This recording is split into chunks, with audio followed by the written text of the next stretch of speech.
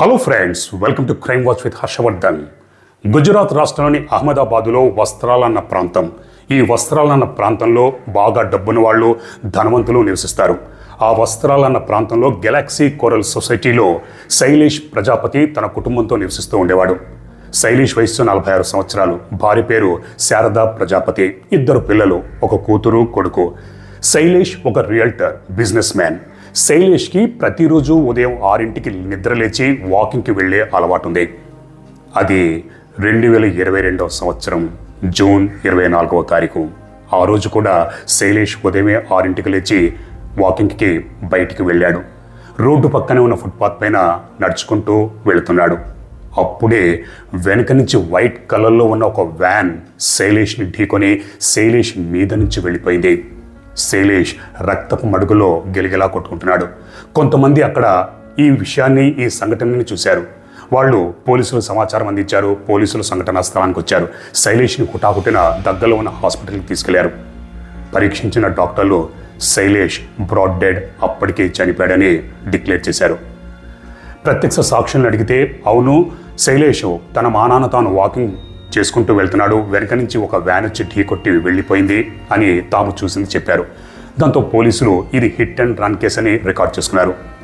మరోపక్క శైలేష్ ఎంతకీ ఇంటికి రాకపోయేసరికి శైలేష్ మామ పోలీస్ స్టేషన్కి వెళ్ళి మిస్సింగ్ కంప్లైంట్ ఇచ్చాడు. పోలీసులు శైలేష్ వివరాలన్నీ కనుక్కున్నారు. ఆ తర్వాత ఒక హిట్ అండ్ రన్ కేసులో శైలేష్ హాస్పిటల్కి తీసుకెళ్తే చనిపోయాడని ఆ సంగతి తెలిసినాడు. అంటే మామ ఇచ్చిన శైలేష్ మిస్సింగ్ కేసు, హాస్పిటల్లో హిట్ అండ్ రన్లో చనిపోయిన శైలేష్ ఇద్దరే ఒకటని పోలీసులు నిర్ధారించుకుని ఇదే విషయాన్ని శైలేష్ మామకి, కుటుంబ సభ్యులకి చెప్పేసరికి వాళ్ళు దిగ్భ్రాంతిలో మునిగిపోయి, బాధలో మునిగిపోయారు. విపరీతంగా రోధించారు.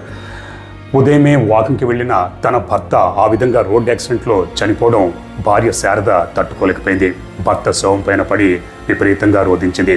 కుటుంబ సభ్యులు, మామ అందరూ షాక్లో ఉన్నారు. పోలీసులు శైలేష్ కుటుంబ సభ్యుల్ని మీకెవరి మీదైనా అనుమానం ఉందా అని అడిగితే ఎవరి మీద అనుమానం లేదని చెప్పారు. దాంతో పోలీసులు శైలేష్ కుటుంబ సభ్యులు ఎవరి మీద అనుమానం వ్యక్తం చేయట్లేదు. దాంతో హిట్ అండ్ రన్ కేసు, ఎందుకంటే గుజరాత్లో ఇటువంటి కేసులు, హిట్ అండ్ రన్ కేసులు ఎన్నో జరుగుతూ ఉంటాయి. ప్రతిరోజు యాక్సిడెంట్లో ఎంతోమంది చనిపోతూ ఉంటారు. ఒక గుజరాత్లో ఏంటి, మన భారతదేశంలోనే ప్రతిరోజు ఎంతోమంది యాక్సిడెంట్లో చనిపోతూ ఉంటారు. అదేవిధంగా శైలేష్ దురదృష్టవశాత్తు హిట్ అండ్ రన్ కేసులో చనిపోయాడని పోలీసులు రికార్డ్ చేసుకున్నారు. 2-3 రోజులు గడిచాయి. ఎక్కడైతే యాక్సిడెంట్ జరిగిందో యాదృచ్ఛికంగా అక్కడ సీసీ కెమెరాలు ఉన్నాయి. ఆ సీసీ కెమెరాలు ఉన్న ఫుటేజ్ని ఎవరో సోషల్ మీడియాలో పెట్టారు. అది కాస్త వైరల్ అయింది. అది చూసిన ప్రతి ఒక్కరూ, ఆ సీసీ ఫుటేజ్ చూసిన ప్రతి ఒక్కరూ, ఉదయం 6 గంటలకి యాక్సిడెంట్ జరిగింది. రోడ్డేమో నిర్మానుష్యంగా ఉంది. పెద్దగా వెహికల్స్ ఏమీ వెళ్ళట్లేదు. శైలేష్ తన మానాన తాను రోడ్డు పక్కనే ఉన్న ఫుట్పాత్ పైన నడుచుకుంటూ వెళ్తున్నాడు. రోడ్డు మధ్యలో హ్యాపీగా వెహికల్స్ వెళ్ళొచ్చు. మరి అటువంటిది ఫుట్పాత్ పైన నడుచుకుంటూ వెళ్తున్న శైలేష్ని వెనక నుంచి ఆ వ్యాన్ ఎందుకు ఢీకొట్టింది? మధ్యలో, రోడ్డు మధ్యలో హ్యాపీగా వెళ్ళొచ్చు కదా. అంటే ఇది హిట్ అండ్ రన్ కేసు కాదు, ఇది వాంటెడ్లీ చేసిన యాక్సిడెంట్. ఇందులో ఏదో కుట్ర ఉందని చూసిన ప్రతి ఒక్కరు కామెంట్స్ పెట్టడం మొదలుపెట్టారు. అలా 90% మంది అది హిట్ అండ్ రన్ కేసు కాదు, అది వాంటెడ్లీ ఎవరో శైలేష్ని గుద్దేసి చంపేశారని కామెంట్ పెట్టారు. ఎందుకంటే సోషల్ మీడియాలో ఒక వీడియో పెట్టిన తర్వాత అది పబ్లిక్ డొమైన్లో ఉంటుంది. ఎవరికి తోచిన విధంగా వాళ్ళు అభిప్రాయాలు వెలిపించే హక్కు ప్రతి ఒక్కరికి ఉంటుంది. కాబట్టి ఇక్కడ కూడా నెటిజన్లు ఇది హిట్ అండ్ రన్ కేసు కాదు, ఇది ఇందులో ఏదో కుట్ర ఉందని కామెంట్ పెట్టారు. అది కాస్త వైరల్ అయింది. ఇది పోలీసులు కూడా చూశారు. పోలీసులు అప్పటిదాకా ఇది హిట్ అండ్ రన్ కేసు అనుకుంటున్నారు, ఇక్కడ చూస్తే నెటిజన్లు అనుమానాలు వ్యక్తం చేస్తున్నారు అని, సరే ఇన్వెస్టిగేషన్ చేస్తే పోలా అని పోలీసులు కూడా ఇన్వెస్టిగేషన్ చేయడం మొదలుపెట్టారు. ఎక్కడైతే యాక్సిడెంట్ జరిగిందో అక్కడ ఉన్న సీసీటీవీ ఫుటేజ్, ఒరిజినల్ది ఫుటేజ్ అది తీసుకున్నారు. దాన్ని పరిశీలిస్తే పోలీసులకు కూడా అనుమానం కలిగింది.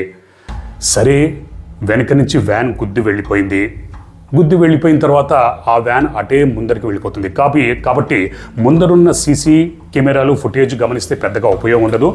వెనుక ఉన్న సీసీ ఫుటేజ్ని వాటిని పరిశీలిస్తే ఏమైనా క్లూ దొరుకుతుంది అని 6 గంటల కంటే ముందు, యాక్సిడెంట్ జరిగింది 6 గంటలకైతే 5:30-5 గంటల ప్రాంతంలో ఉన్న సీసీ ఫుటేజ్లు అవన్నీ పరిశీలించారు. పరిశీలిస్తే ఒక సీసీ కెమెరాలో ఒక చోట ఆ వ్యాన్ ఆగి ఉంది. అప్పుడే ఒక వ్యక్తి నడుచుకుంటూ వచ్చి ఆ వ్యాన్ ఎక్కాడు. మరో సీసీ కెమెరాలో అదే వ్యక్తి ఇక్కడ శైలేష్ ఎక్కడైతే మార్నింగ్ వాక్ వస్తాడో అక్కడ ఆ వ్యక్తి ఉండి అటు ఇటు దిక్కులు చూసుకుంటూ రెక్కి నిర్వహించాడు. అదే వ్యక్తి ఆ తర్వాత వ్యాన్ ఎక్కాడు. అంటే సంథింగ్ రాంగ్, దాల్మే కుచ్ కాలా హై. ఇది హిట్ అండ్ రన్ కేసు కాదు, ఏదో కుట్ర జరిగింది. దాంతో పోలీసులు శైలేష్ కాల్ డేటా CDR మొత్తం అంతా పరిశీలించారు. పరిశీలిస్తే ఎన్నో నంబర్లు కనిపించాయి. అందులో ఒక నంబర్ పోలీసులు ఆరా తీశారు. అది నితిన్ అన్న పేరు మీద ఉంది. నితిన్ ఎవరని పోలీసులు ఆరా తీస్తే నితిన్ ఎవరో కాదు, శైలేష్ బిజినెస్ పార్ట్నర్, అలాగే ఫ్రెండ్ కూడా. సరే, బిజినెస్ పార్ట్నర్ కాబట్టి వ్యాపారంలో ఏమైనా లావాదేవీలు వచ్చి ఇందులో ఏమైనా కుట్రకోణం ఉందా? ఎందుకంటే బిజినెస్ లావాదేవీల్లో ఎంతోమంది హత్యలు చేసిన ఉదంతాలు ఉన్నాయి. కాబట్టి ఇక్కడ నితిన్ కూడా ఏమైనా కుట్రకోణం ఉందా అని కాల్ డేటా CDR మొత్తం అంతా పరిశీలించారు. పరిశీలిస్తే నితిన్ శైలేష్ ఇద్దరూ ప్రతిరోజు దగ్గర 10 నుంచి 15 కాల్స్ మాట్లాడుకుంటూ ఉండేవారు. కానీ 5 నెలల నుంచి ఇద్దరి మధ్య ఎటువంటి కాల్స్ లేవు. యాక్సిడెంట్ జరగడానికి 5 నెలల ముందు నుంచి నితిన్ శైలేష్ ఇద్దరూ మాట్లాడుకోవట్లేదు. నితిన్ నుంచి శైలేష్కి కాల్ లేదు, శైలేష్ నుంచి నితిన్కి కాల్ లేదు. అంతకుముందు ప్రతిరోజు 10 నుంచి 12 కాల్స్ వరకు మాట్లాడుకునేవారు. మరి 5 నెలల నుంచి ఇద్దరికి ఏం జరిగింది, ఎందుకు కాల్స్ లేవు అని పోలీసులు నితిన్ కాల్ డేటా CDR మొత్తం అంతా పరిశీలించారు. పరిశీలిస్తే 5 నెలల ముందు నితిన్ శైలేష్కి ఎన్నోసార్లు కాల్ చేశాడు. కానీ యాక్సిడెంట్ జరగడానికి 5 నెలల ముందు నుంచి నితిన్ శైలేష్కి కాల్ చేయలేదు, శైలేష్ నితిన్కి కాల్ చేయలేదు. కానీ నితిన్ కాల్ డేటా CDR మొత్తం పరిశీలిస్తున్న క్రమంలో ఇంకొక నంబర్ కనిపించింది. ఆ నంబర్ ఎవరితో కాదు, శైలేష్ భార్య శారదది. నితిన్ శారదతో కూడా మాట్లాడుతున్నాడు. సరే, ఇక్కడ ఇద్దరు బిజినెస్ పార్ట్నర్స్ ప్లస్ ఫ్రెండ్స్ కాబట్టి ఒక ఫ్రెండ్ భార్యతో మాట్లాడడంలో తప్పేమీ లేదు. కానీ నితిన్ శారదతో కంటిన్యూగా మాట్లాడుతూనే ఉన్నాడు 5 నెలల నుంచి. అంతకు ముందు నుంచి యాక్సిడెంట్ జరిగిన రోజు కూడా నితిన్ శారదతో మాట్లాడాడు, అంతకు ముందు మాట్లాడాడు. అలా వాళ్ళిద్దరి మధ్య కంటిన్యూగా ఎప్పటి నుంచో కాల్స్ ఉన్నాయి. మరి నితిన్ శైలేష్తో గత 5 నెలల నుంచి మాట్లాడలేదు, కానీ శైలేష్ భార్య శారదతో మాత్రం కంటిన్యూగా మాట్లాడుతున్నాడు. ఎందుకబ్బా, ఇద్దరి మధ్య ఏముంది? పోలీసులకి సంథింగ్ రాంగ్, దాల్మే కుచ్ కాలా హై అని పోలీసులు శైలేష్ ఇంటి పక్కనున్న వాళ్ళని, బంధువుల్ని అందరినీ సీక్రెట్గా విచారించారు. విచారిస్తే వాళ్ళు కూడా సీక్రెట్గా నితిన్ శైలేష్ ఇంటికి వచ్చి వెళ్తూ ఉండేవాడు. ఇందులో ఆశ్చర్యమే ఉంది. ఒక ఫ్రెండ్ ఇంటికి వచ్చి వెళ్తూ ఉంటాడంటే లేదు, శైలేష్ ఇంట్లో లేనప్పుడు కూడా నితిన్ శైలేష్ ఇంటికి వచ్చి వెళ్తూ ఉండేవాడు. నితిన్కి శైలేష్ భార్యకి ఇద్దరికి మధ్య అని చెప్పేసరికి పోలీసులకు కూడా అనుమానం కలిగింది. అంటే నితిన్కి శైలేష్ భార్యకి మధ్య ఏదో సంబంధం ఉంది. దాంతో పోలీసులు నితిన్ని అదుపులోకి తీసుకుని స్టేషన్ తీసుకొచ్చి ప్రశ్నించారు. నితిన్, ఎస్, నేను శైలేష్ భార్య శారదతో మాట్లాడుతూ ఉండేవాడిని, ఎందుకంటే ఫ్యామిలీ ఫ్రెండ్, నేను ఒక ఫ్యామిలీ ఫ్రెండ్ కాబట్టి మాట్లాడడంలో తప్పే ఉంది అని బుకాయించాడు. కానీ పోలీసులు తమ దగ్గరున్న సాక్ష్యాధారాలు, కాల్ డేటా CDR మొత్తం అంతా బయటపెట్టి తమదైన శైలిలో ప్రశ్నించేసరికి నితిన్ జరిగిన కథ అంతా చెప్పేశాడు. అదేంటి అంటే, నితిన్ శైలేష్ ఇద్దరు బిజినెస్ పార్ట్నర్స్ కమ్ ఫ్రెండ్స్. ఇద్దరు ఒకరింటికి ఒకరు వచ్చి వెళ్తూ ఉండేవారు. నితిన్ శైలేష్ ఇంటికి వచ్చి వెళ్తూ ఉండేవాడు. శైలేష్ భార్య శారదతో మాట్లాడుతూ ఉండేవాడు. శారద కూడా నితిన్తో మాట్లాడుతూ ఉండేది. ఈ మాటలు కాస్త చేతుల్లోకి మారాయి. ఇద్దరి మధ్య ప్రేమ పుట్టింది, వివాహేతర సంబంధం ఏర్పడింది. ఇక అప్పటి నుంచి నితిన్ శైలేష్ ఇంట్లో లేనప్పుడల్లా ఇంటికి వస్తూ ఉండేవాడు. ఇద్దరి మధ్య శారీరక సంబంధం ఏర్పడింది. ఇటువంటి సంబంధాలు ఎక్కువ కాలం సైలెంట్గా గుట్టుగా ఉండవు. ఇది ఆ నోట ఈ నోట శైలేష్కి తెలిసిందే. శైలేష్ మొదట్లో నమ్మలేదు. ఆ తర్వాత ఏంటి ఇలా జరుగుతుందా అని తన భార్య శారదని నిలదీశాడు. శారద, అయ్యో రామా, నేను అలాంటి దాన్ని కాదండి, మీకు నా మీద ఎందుకు అనుమానం కలిగింది, చిచి అని అంది. మరి ఇక్కడ శైలేష్ దగ్గర ఎటువంటి సాక్ష్యాలు, రుజువు లేదు.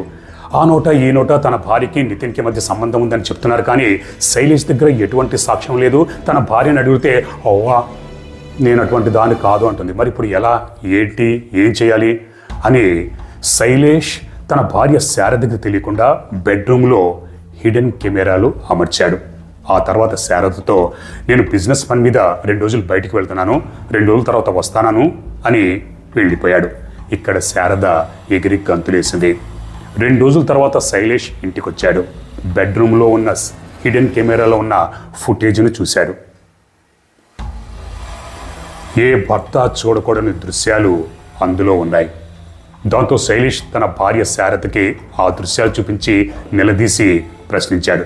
శారద నోటమ్మట మాట లేదు. శైలేష్ తన భార్యని హెచ్చరించాడు, మందలించాడు. అంతా తెలిసిపోయింది, ఇక మీదన్నా జాగ్రత్తగా ఉండు అని హితబోధ చేశాడు.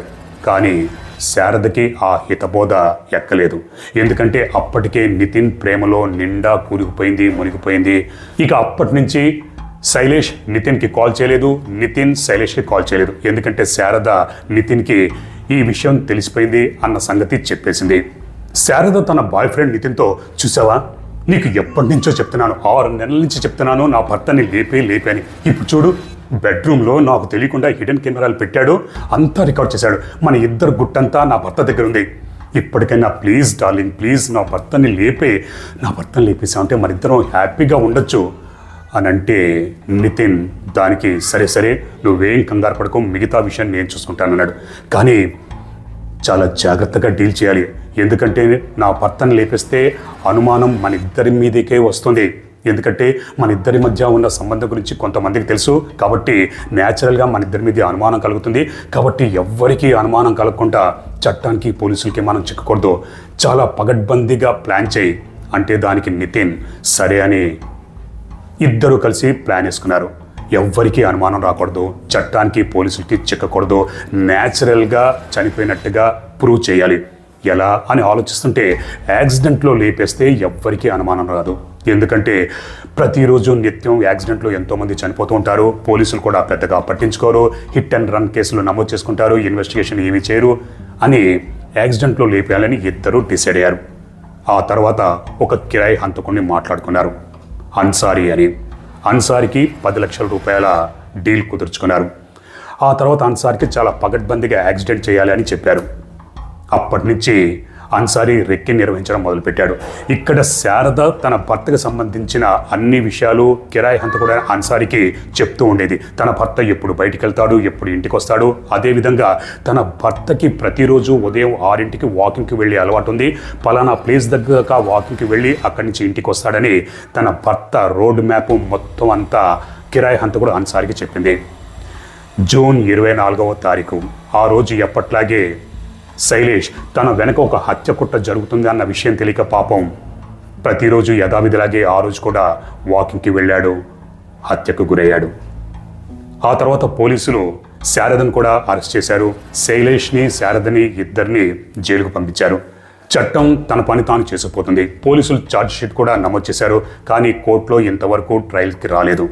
ఎందుకంటే మన దేశంలో ఎన్నో హత్యల కేసులు కోర్టులో పెండింగ్లో ఉన్నాయి. కాబట్టి ఈ కేసు కూడా కోర్టులో నడిచి తుది తీర్పు రావాలంటే దానికి చాలా టైం పడుతుంది. మరి శైలేష్ కుటుంబానికి ఎప్పుడు న్యాయం జరుగుతుందో కాలమే చెప్పాలి. నేను గతంలో ఎన్నోసార్లు చెప్పినట్టు ఈ అక్రమ సంబంధాలు, వివాహేతర సంబంధాలు ఎక్కువగా హత్యలు లేదా ఆత్మహత్యలు వైపు దారితీస్తాయని. ఇక్కడ కూడా హత్యకు దారితీసింది. అన్ని కేసుల్లాగే ఈ కేసులో కూడా పాపం శైలేష్ ఇద్దరు పిల్లలు ఒక విధంగా అనాథలైపోయారు. తండ్రి హత్యకు గురయ్యాడు, తల్లి జీవితాంతం జైల్లో ఉంటుంది. తప్పకుండా ఇద్దరికి జీవిత ఖైదు పడుతుంది. అదృష్టం బాగుంటే ఉరి శిక్ష కూడా పడవచ్చు. That's all for now. రేపు మళ్ళీ మరొక నిజమైన క్రైమ్ స్టోరీతో నేను మిమ్మల్ని కలుసుకుంటాను. అప్పటిదాకా మీరు మీ కుటుంబ సభ్యులు క్షేమంగా, సురక్షితంగా, అప్రమత్తంగా ఉండాలని కోరుకుంటూ మీ అందరికీ పరాభవనామ ఉగాది సంవత్సర శుభాకాంక్షలు. మీ హర్షవర్ధన్.